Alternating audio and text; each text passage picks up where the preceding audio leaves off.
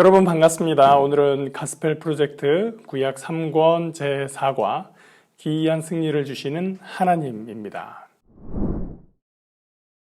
지난 시간에 요단강을 건너는 출애굽 2세대의 이야기를 살펴봤습니다. 요단강을 건넌 이스라엘 백성들은 이제 하나님께서 말씀하신 대로 가나안 정복 전쟁을 수행해야 됐습니다.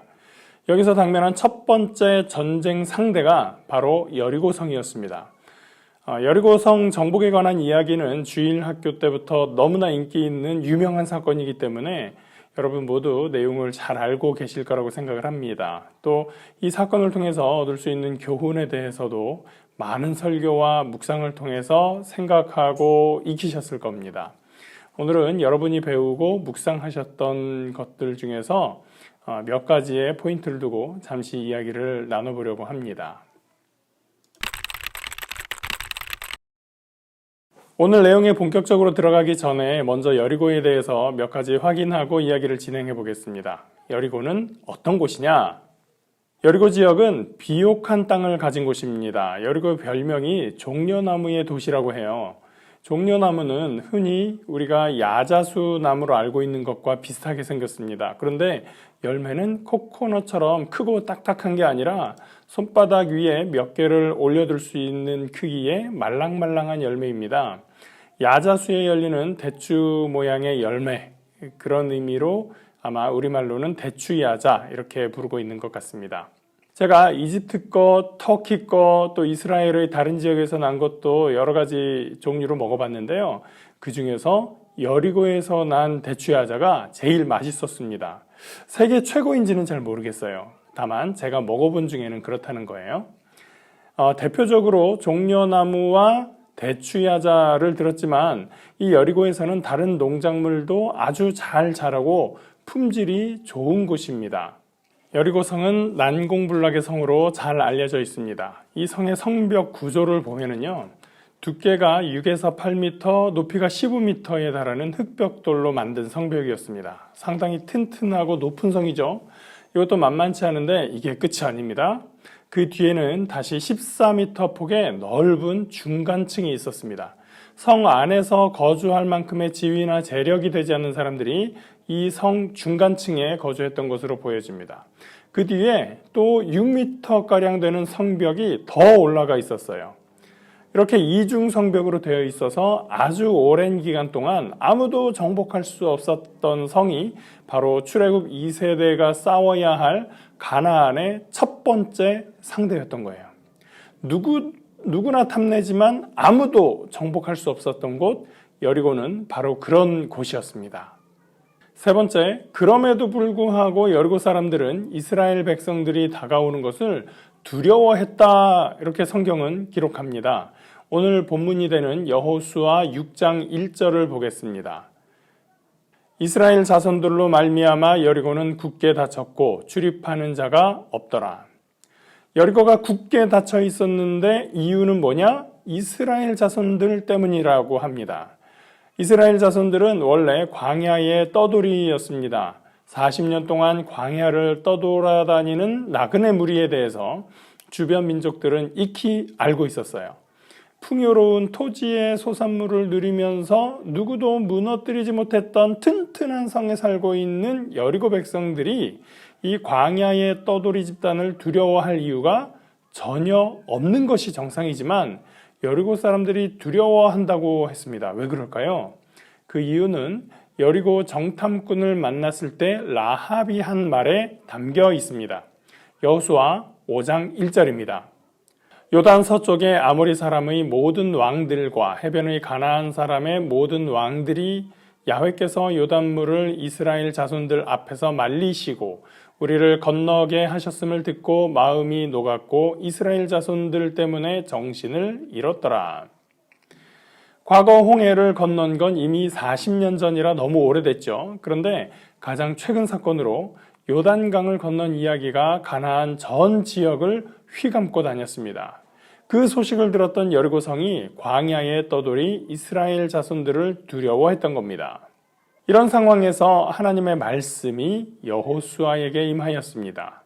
야훼께서 여호수아에게 이르시되 보라 내가 여리고와 그 왕과 용사들을 네 손에 넘겨 주었으니 너희 모든 군사는 그 성을 둘러 성 주위를 매일 한 번씩 돌되 엿새 동안을 그리하라.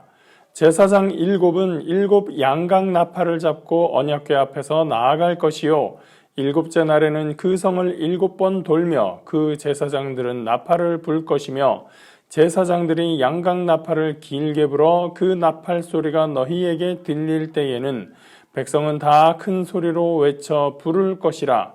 그리하면 그 성벽이 무너져 내리리니 백성은 각기 앞으로 올라갈지니라 하시매.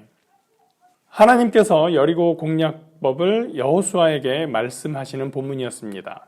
이 본문에서 가장 핵심이 되는 부분은 바로 2절 말씀입니다. 하나님께서 여리고와 그 왕과 용사들을 여호수아의 손에 넘겨주었다. 이렇게 말씀하시죠. 너희가 앞으로 이길 것이다 라는 미래의 이야기를 하신 것이 아니라 너희 손에 이미 주었다 라는 과거의 형태로 말씀하셨습니다. 히브리어의 문법적인 용어로는 완료형이라고 말하는데요. 이미 주어서 완료되었다라는 거예요.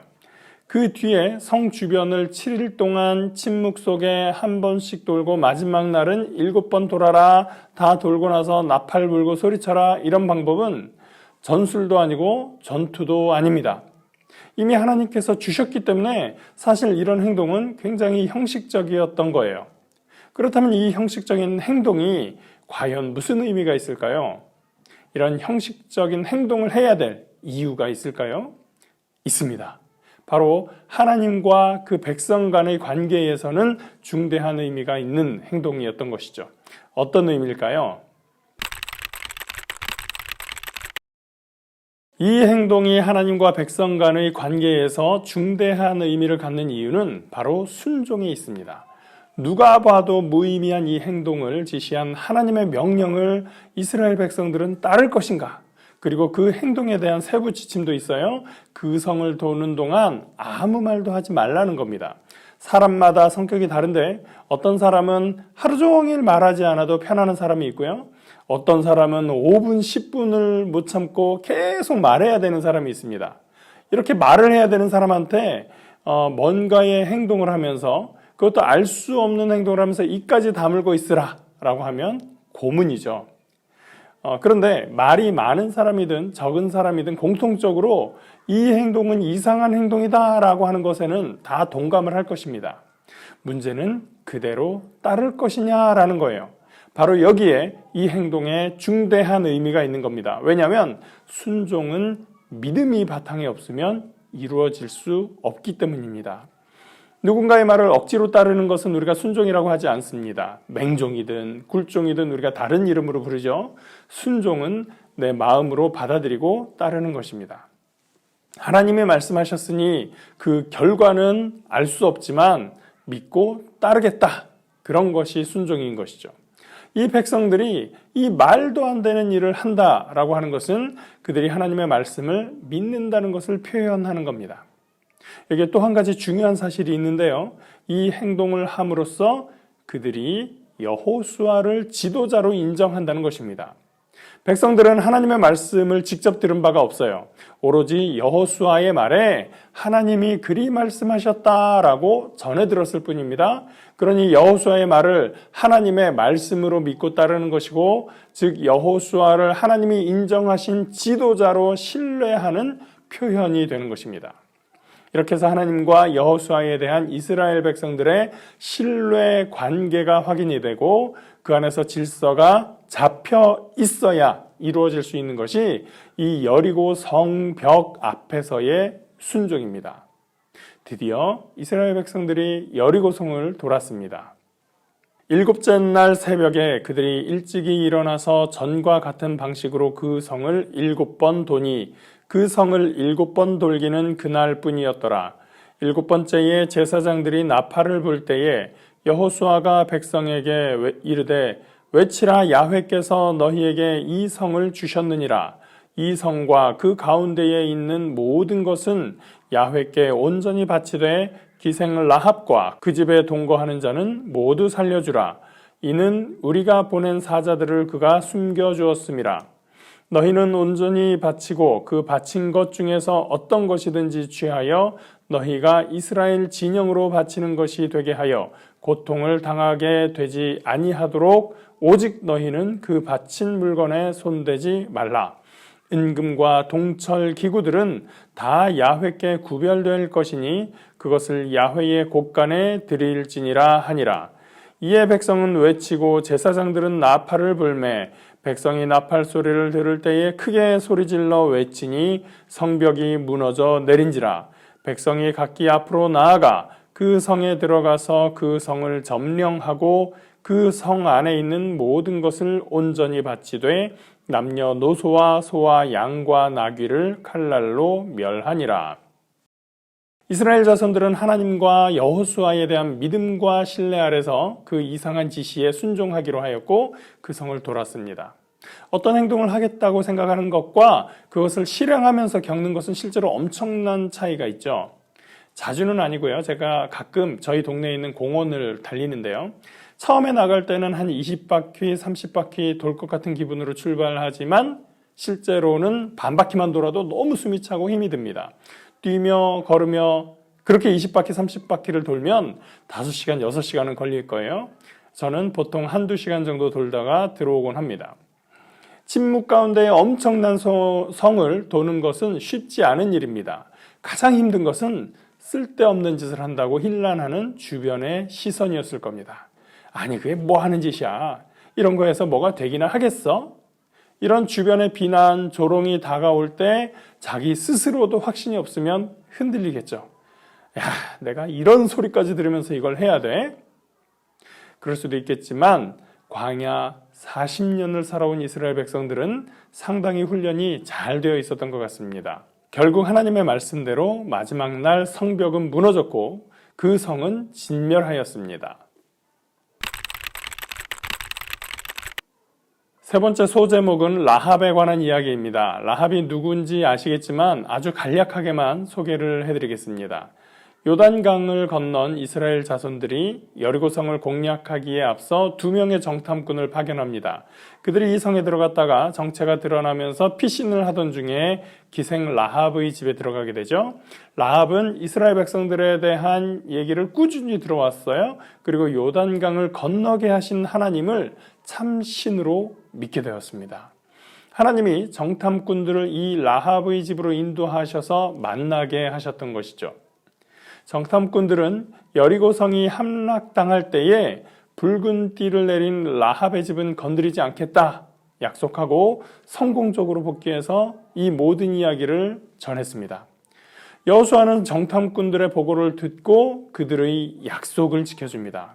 여호수아가 그 땅을 정탐한 2 사람에게 이르되 그 기생의 집에 들어가서 너희가 그 여인에게 맹세한 대로 그와 그에게 속한 모든 것을 이끌어내라 하매 정탐한 젊은이들이 들어가서 라합과 그의 부모와 그의 형제와 그에게 속한 모든 것을 이끌어내고 또 그의 친족도 다 이끌어내어 그들을 이스라엘의 진영 밖에 두고 무리가 그 성과 그 가운데에 있는 모든 것을 불로 사르고 은금과 동철기구는 야훼의 집 곳간에 두었더라. 여호수아가 기생 라합과 그의 아버지의 가족과 그에게 속한 모든 것을 살렸으므로 그가 오늘까지 이스라엘 중에 거주하였으니 이는 여호수아가 여리고를 정탐하려고 보낸 사자들을 숨겼음이었더라. 여호수아는 참 좋은 지도자 아닌가요? 독재적이고 강압적이지 않은 훌륭한 지도자의 모습입니다. 이것이 질서입니다. 지도자는 백성들의 상황을 경청하고 임무를 맡았던 이들의 약속까지도 존중합니다. 백성들은 그 지도자를 신뢰하고 순종합니다.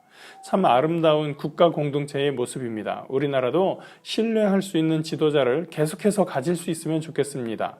국민들의 이야기에 귀 기울일 줄 아는 지도자였으면 좋겠고요. 국민이 무시당하지 않고 억울하지 않은 나라가 되었으면 좋겠습니다. 그러려면 지도자가 바로 되어야 됩니다. 이것을 위해서 늘 기도해 주시기 바랍니다. 여호수아는 붉은 끈이 내려져 있는 라합의 집을 해코지하지 못하도록 합니다. 그 집에 있는 모든 가족들을 살려주고 모든 소유를 보존해 주었습니다. 뿐만 아니라 모든 사태가 정리된 후에 라합은 이스라엘의 한 구성원으로 살아가도록 해주었습니다. 당연한 일이지만 훌륭한 일입니다.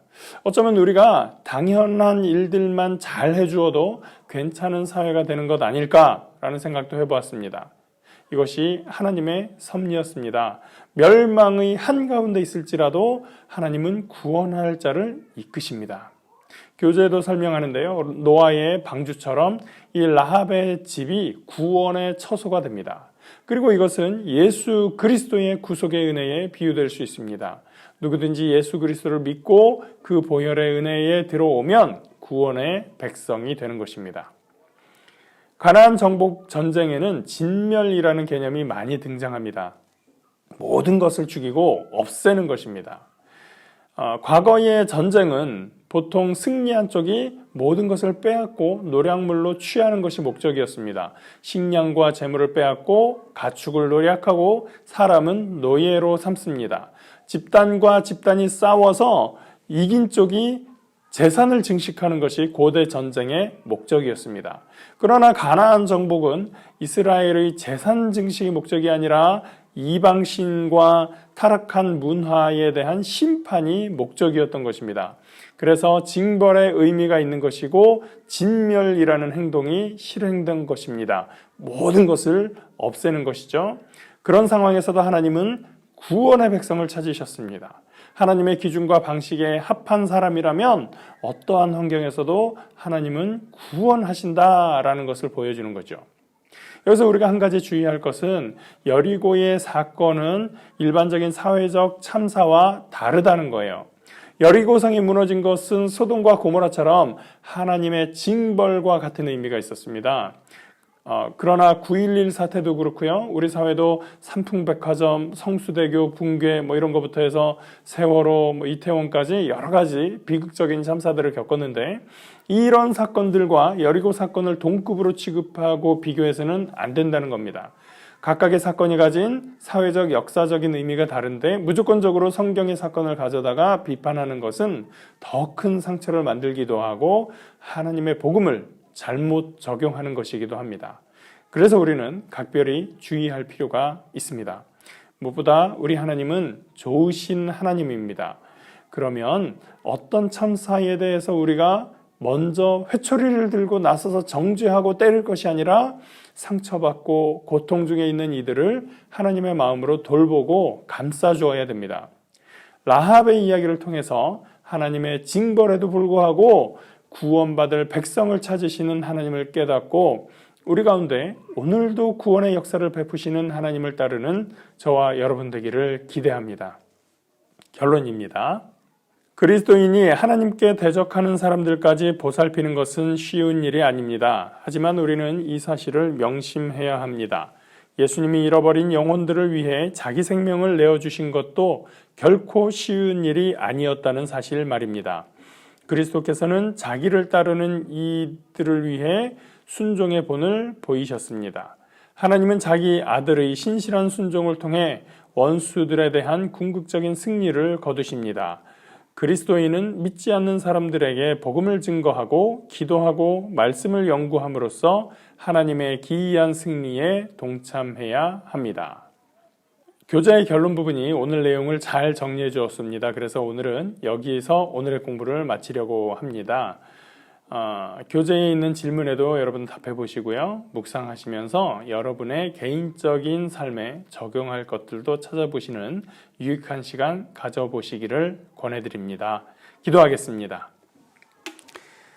사랑과 은혜의 하나님 감사합니다. 하나님께서 징벌하시는 그 여리고 성에 대해서 또한 구원할 자, 구원받을 자를 찾으시는 그 은혜를 또한 보게 됩니다. 하나님, 이스라엘의 순종과 여호수아의 지도력과 그리고 하나님에 대한 믿음으로 그 질서가 잡혀가는 것, 그리고 그 하나님을 깨닫고 알아보는 라합의 지혜, 이 모든 것들이 우리에게 필요합니다.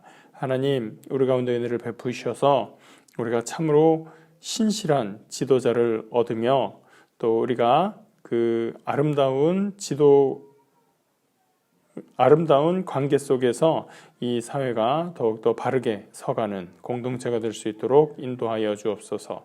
무엇보다 살아계신 하나님을 믿고 의지하며 하나님의 놀라우신 그 구원의 은총 속으로 우리가 들어가 하나님의 그 사랑을 감격 속에 맞이하며 누리며 살아갈 수 있도록 인도하여 주시옵소서. 오늘도 승리케 하시고 역사하시고 인도하시는 주님께 감사드리며 예수님 이름으로 기도합니다. 아멘.